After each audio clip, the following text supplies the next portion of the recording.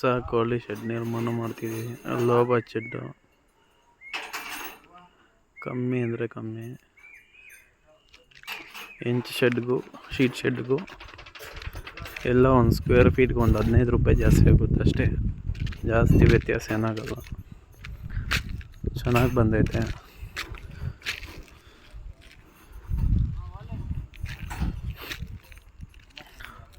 ಒಂದು ಲೈಕ್ ಮಾಡಿ, ಸಬ್ಸ್ಕ್ರೈಬ್ ಮಾಡಿ.